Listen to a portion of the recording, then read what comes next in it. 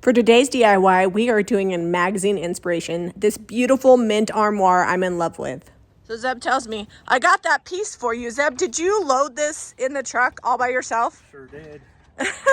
Here is the piece from our last magazine makeover inspo that was behind the other piece. We got it given to us by a friend.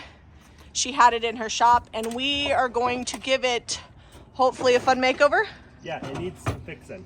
So it just needs a few things. Zeb is gluing on this piece. Luckily, it was just in the drawer. Well, it's on the side. How old do you think this is? It's pretty old. This is all hand carved. Oh, yeah. And hand cut dovetails. So before the 1900s, by the 1900s, they had kind of automated machine cutting on a lot of this. Oh, it's pretty.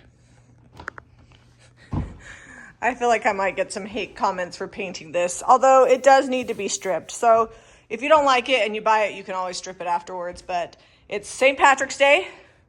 We're going vintage mint. Luck of the Irish. I'm obsessed with this hardware. All the detail is just really ornate. And so Zeb is going to remove it all, but it's the kind with these weird nuts on them that are hard to I pull out. probably could get a socket and pull this out, but I'm lazy, so I'm just going to use the needle nose pliers. So we're going to take all these off while that little piece is drying, then we'll clean it and get started. So before we paint this, I want to give you guys a good clear shot of it so you know what we're working with here. Also ignore all that. That's tomorrow's thrift haul. We haven't put it up. All right, so we need to clean this piece. Citrusolve is one of my favorites, but we're running low in my Dawn Power Wash bottle. Your foaming bottle? I've reclaimed it, so just about a capful. I like to add the water slowly, so that way it doesn't bubble up too much, although it always seems like it does. So the color in the picture looks pretty minty to me. I'm gonna be using vintage mint. You always wanna stir this up, so that way the top coat and the paint mix together. Mostly it's just dusty. Yeah, it doesn't look too dirty. Hasn't been overly greased, it's a little dried out. Yeah, you can always tell by how dirty the rag is. It doesn't look too bad. It's mostly just dust. So I'm gonna go ahead and wash this and get the base started while Zeb works on those drawers, because I think they're gonna take him a minute. Yeah, each of those eye hooks is actually threaded in, and it's going to be tricky.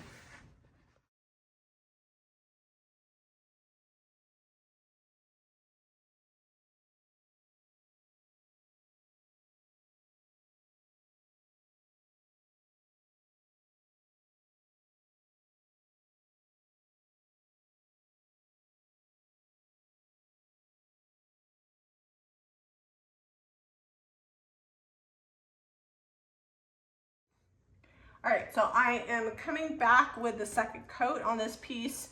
It's still a little bit streaky, so I might do a third coat, or I might just do a heavy distress. The nice thing is that as soon as I'm happy with the coverage, I don't have to put a top coat on, which is exciting. And my plan for after the distress is dark wax, so stay tuned.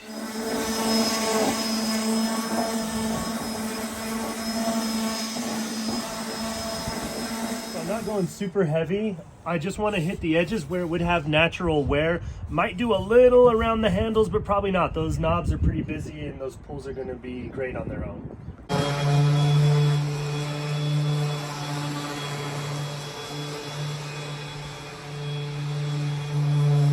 So I'm filming from inside the house because it's really cold out there.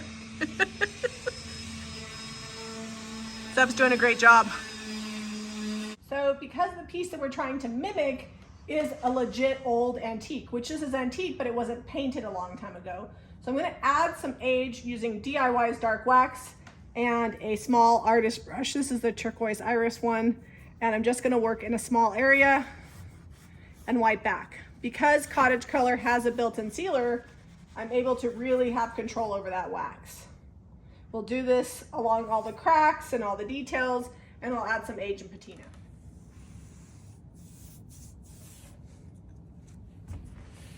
Ta-da!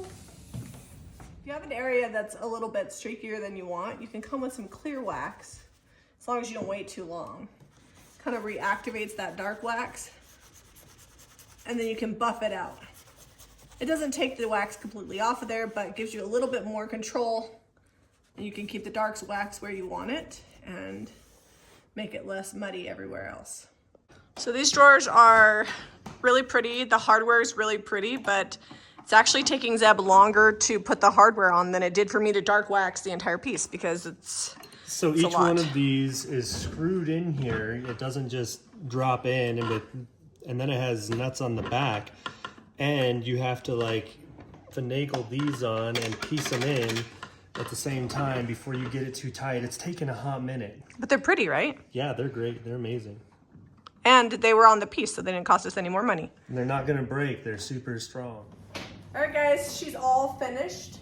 I'm sure that there will be some shade from painting an antique, but this is probably like the 4,000th antique I've ever painted in my life. Yeah, we, it's wood. It's a canvas for us.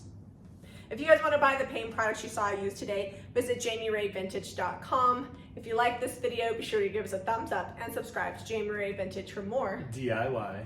And stick around for some close-up video of what she looks like in person.